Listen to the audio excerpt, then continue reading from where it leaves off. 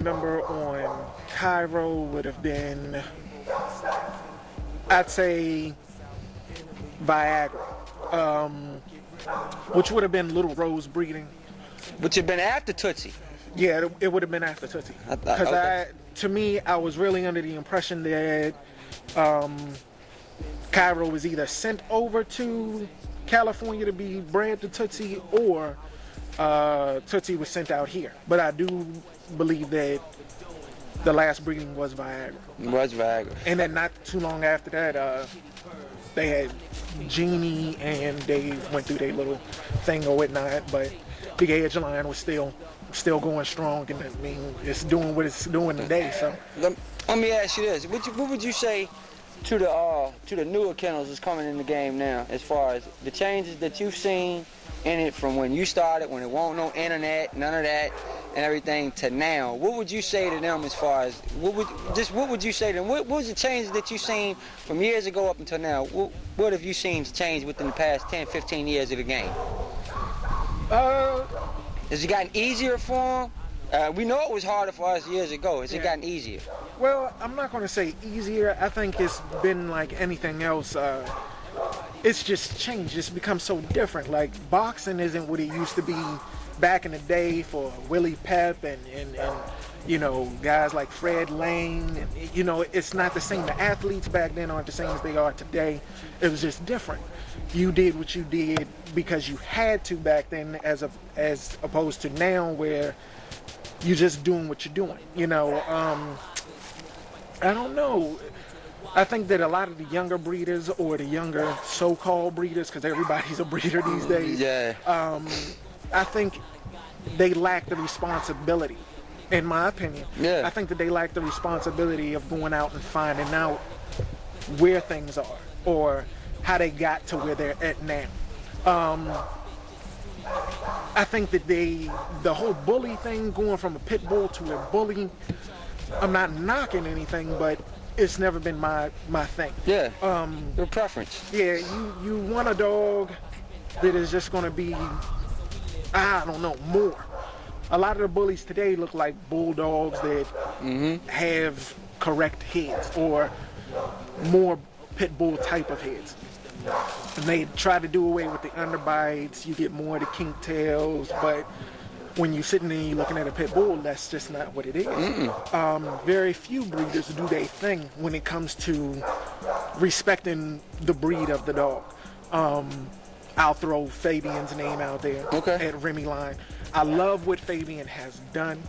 He's kept the integrity of the dog the same, but added more size, more substance. And that's what a lot of people love about the Remy Line. Not to mention, he still got attitude. To me, the tenaciousness and tenacity of the pit bull is what separates him from all other breeds.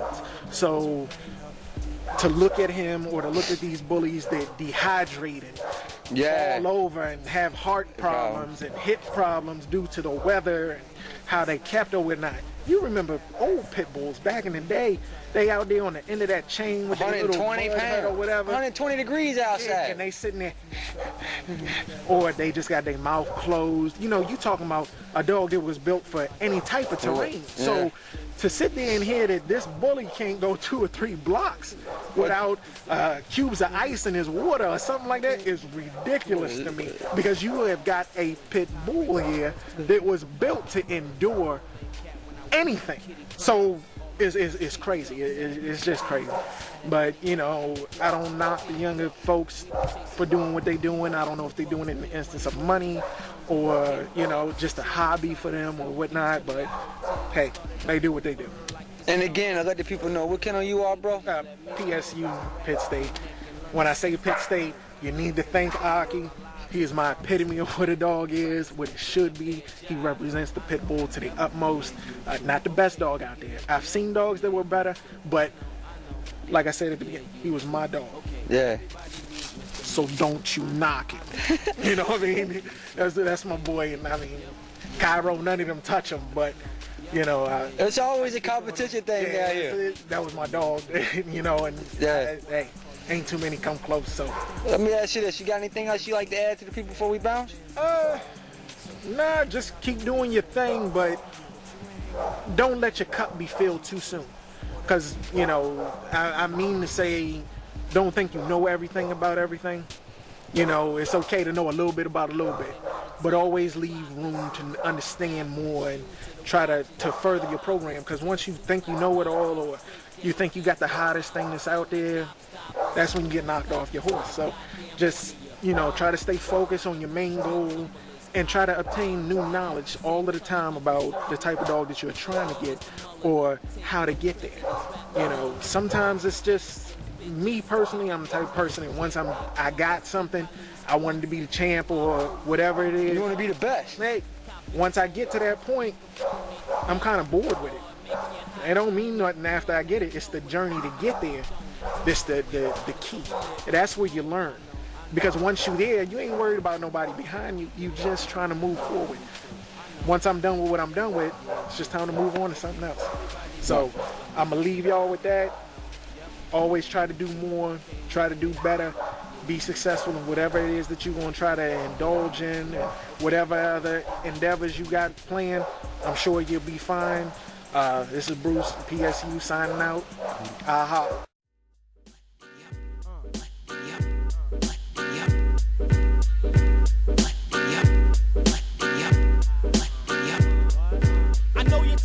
So check this here, we got the neck-breaking, club-shaking beat for this year.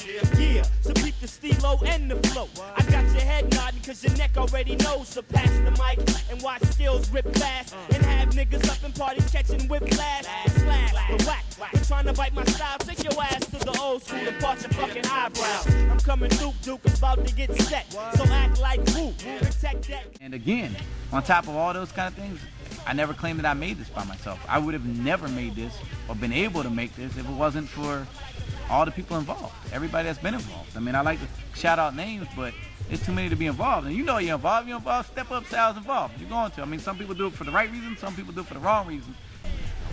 My feeling is this, is that when you take something and put different things together and come up with something completely new and unique to itself, that anybody can walk out and pick out of a crowd and say that is unique, that's its own thing, then you've created a bloodline. You know what, I used to bother me, it don't really bother me no more. I mean, to me it just kind of, you know, basically puts a cap on what I've done. It basically says that my line, or the Razor's Edge line, was that good that other people have taken it and put their name on it and made it their line. So it doesn't bother me no more, because if those lines end up doing well, then it's still good for Razor's Edge. I'm still gonna get the credit, but if you're gonna ever ask me to respect it as being a new line, you ain't gonna get that from me. That ain't gonna happen, because I don't respect it as being something, a new line, because it's not. I mean, that's not because of the way I've just explained that a line is created in my eyes. So I won't consider that and respect it as a new bloodline. I would just respect it as you did something with an existing bloodline and put your name or your twist on it, you know. And I give you that respect. I'm not gonna fight you. I'm not gonna publicly diss you. I'm not gonna discredit you. You know, I'm not gonna do none of that. I mean, I'm gonna capitalize on it. If you want to know the truth, you do well with it, and it came from Razor's Edge, I'm gonna capitalize on it. I mean, you know, I'm gonna use it to the advantage of Razor's Edge, because that means that what we put out there worked, and somebody used it, and it worked for them. My friend, resisting ain't good for your health. Put your tool on the shelf and just go for self. Get help, get the drink and get the hot. Get your groove on before he get his Glock and gather up the party like Gotti. I'm running things from the inside. Rap better wake because your style done died. Electric Spider-Man MC saying nothing. Put your clothes on backwards if you feel like frontin'. I'm hunting for beats on point like cleats. With a brand new sound you can pump in the streets. It be the Nard Factor, rolling hard like tanks. I'm skills for real, bringing it to you some stank. This track. The sign of a good breeder. When I went to breeders, regardless of it, nobody had the ultimate look of what I was looking for.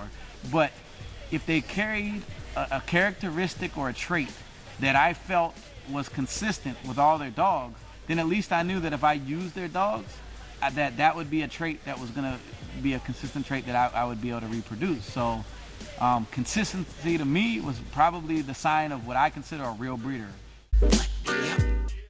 Man, the scene was so thick. Low riders, 77 Sevilles, L dogs, nothing but them blacks. All the players, all the hustlers. I'm talking about a black man heaven here. You know what I'm saying? About the strands, I mean, Here's another thing that I noticed when I was dealing with other breeders is kennel blindness. I mean, no matter how good of a breeder you are, if you keep breeding too tight, eventually you're going to pull all the bad traits. You're going to pull flaws. There's no way around it. I mean, when you're breeding so tight, you're eventually going to be to the point that it's considered inbreeding. Even if it's not brother to sister, mother to son, son to daughter, when you get so tight on your dogs, it's still inbreeding, because what's happening is your genes have gotten so tight and you haven't given any kind of outcross, you haven't loosened the genes or anything. At some point you're going to start creating issues with your dogs because you're getting too tight. And I saw that with a lot of breeders. Breeders that would start off with great stuff, and then over generations it just got worse and worse and worse. It's because they got kennel blind.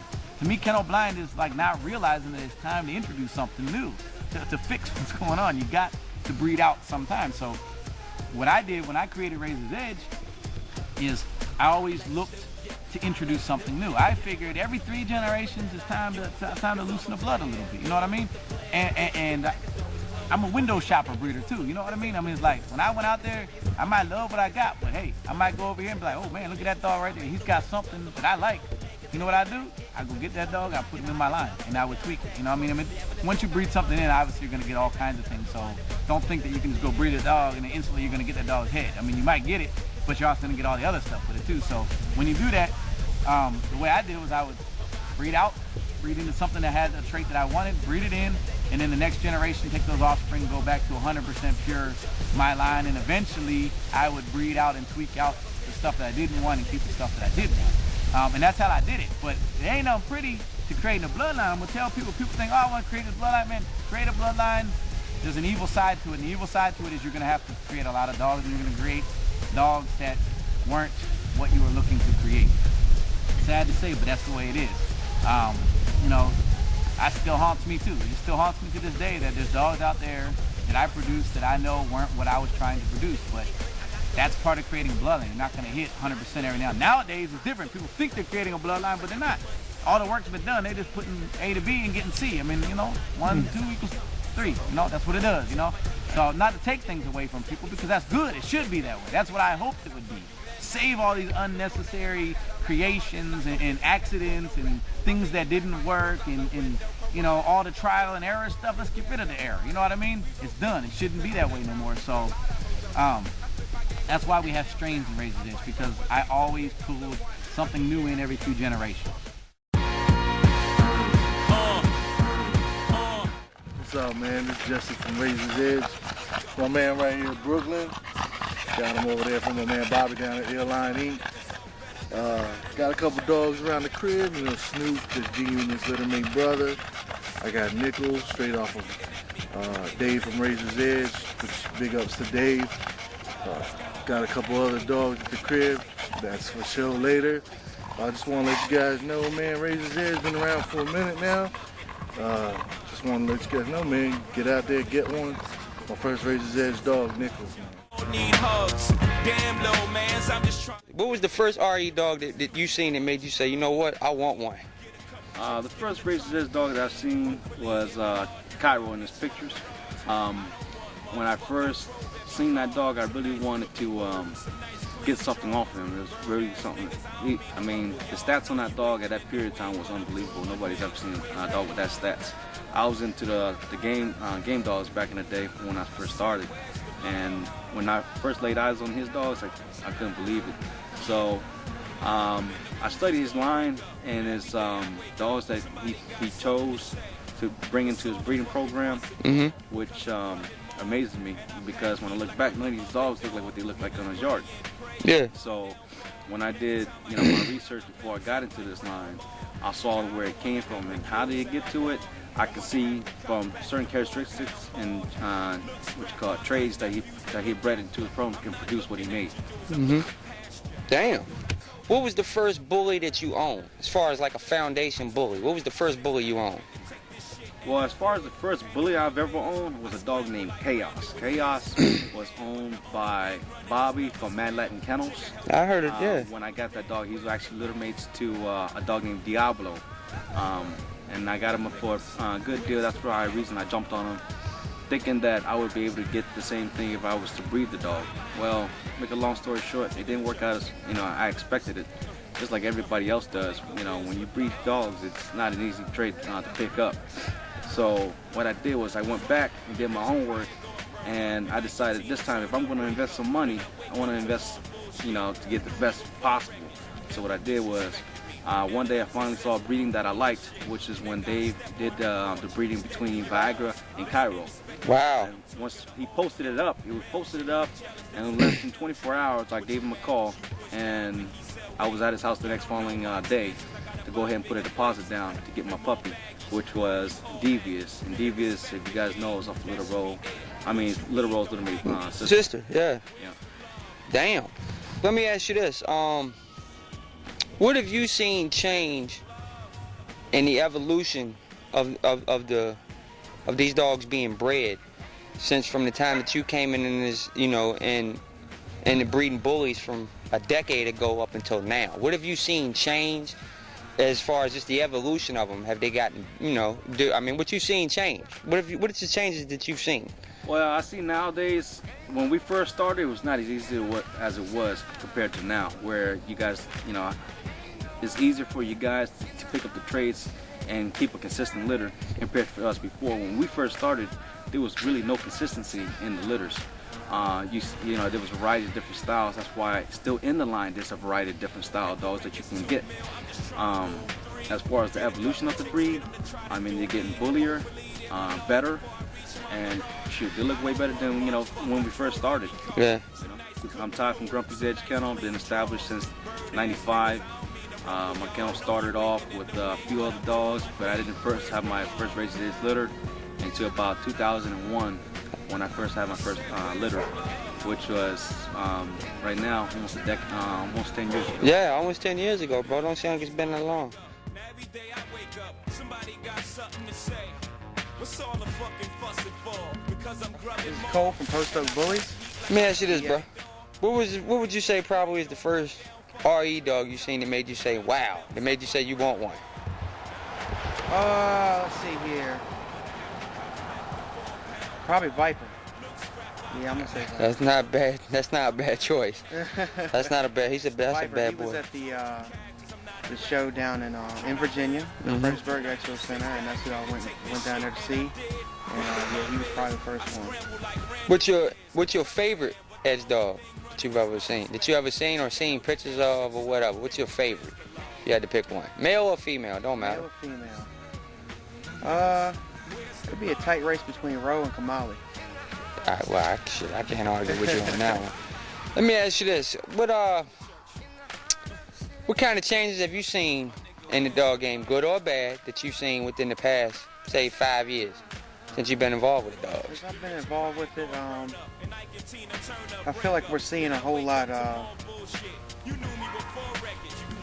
better. There's a whole lot of better breeders out there. When I first got on board, there was a lot of people that just being hard heads. And it seems like we're getting a little bit more responsibility out there with dogs, and I think people are starting to try to do the right thing, going to the right direction. Let me ask you this: if any advice, if any, what would you give to a new kennel that's coming in now? Take it slow. Don't try to rush anything. Don't just breed to have puppies. Breed to get what you got to get.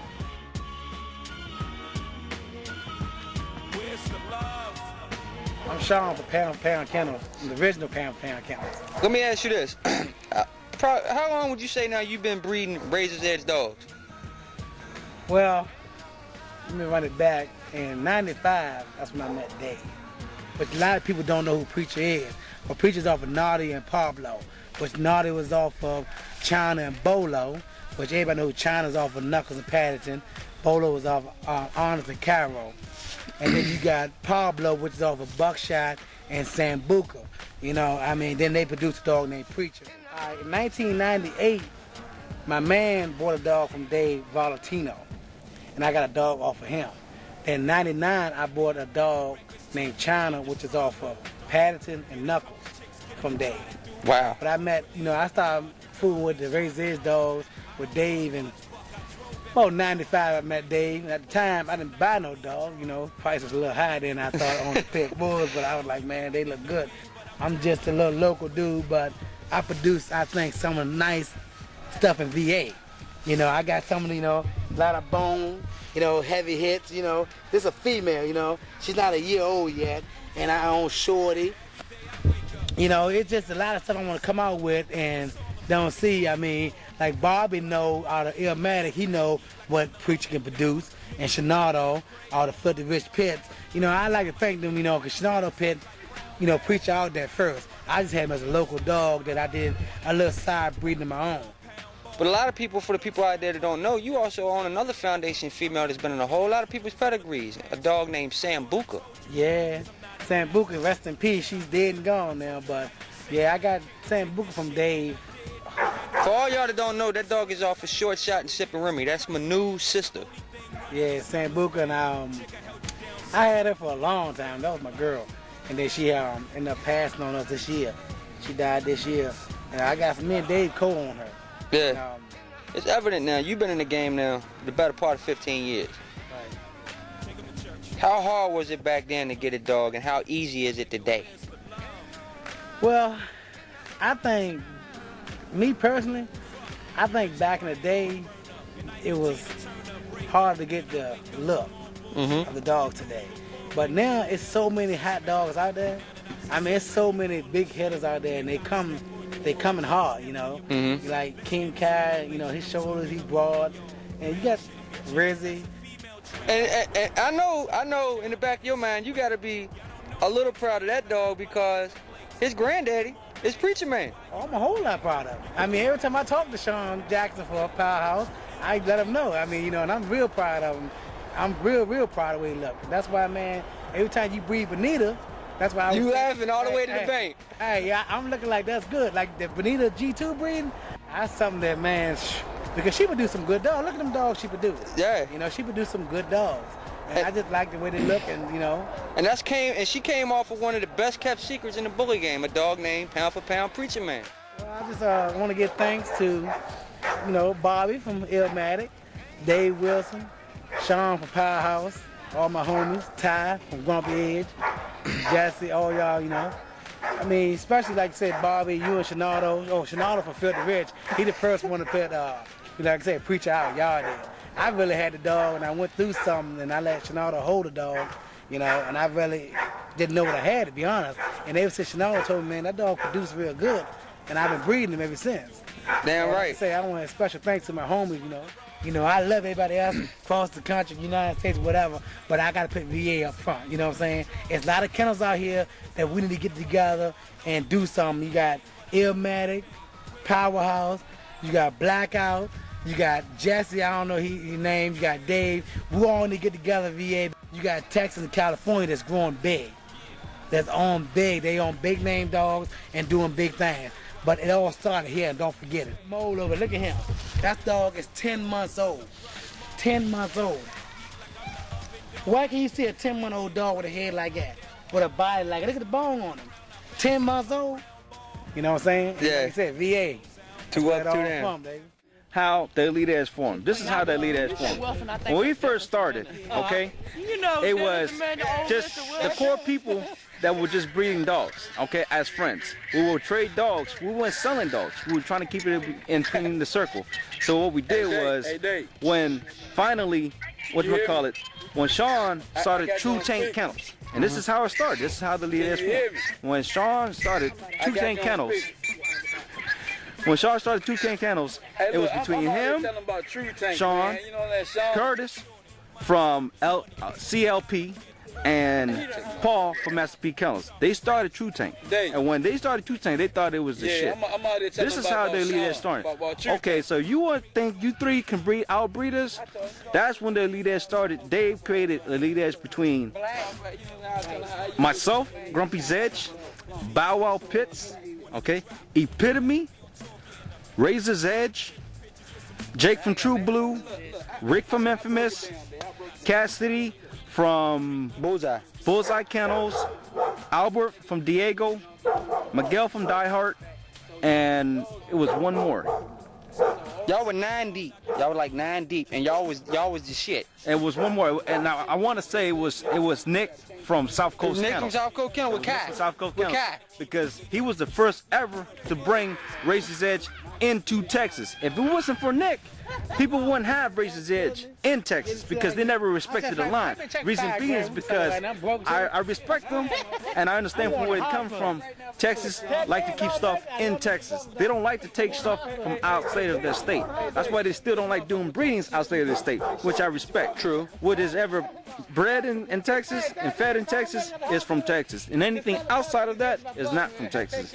But you know what? If it wasn't for Nick, y'all wouldn't have Razor's Edge in the South. True.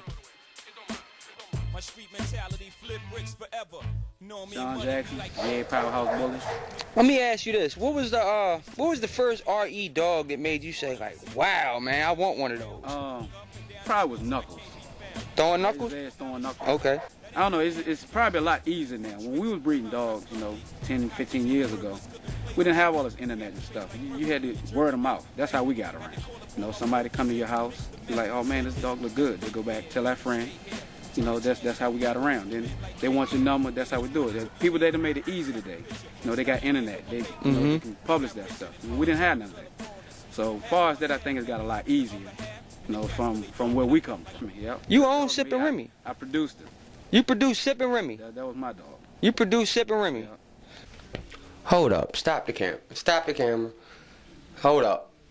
Was my mind frame back when I was thinking simplify was turning cocaine crack? Ain't a whole lot of brain to that, just trying to maintain a stack. And I collide like two trains that's on the same track. Boy, give my life to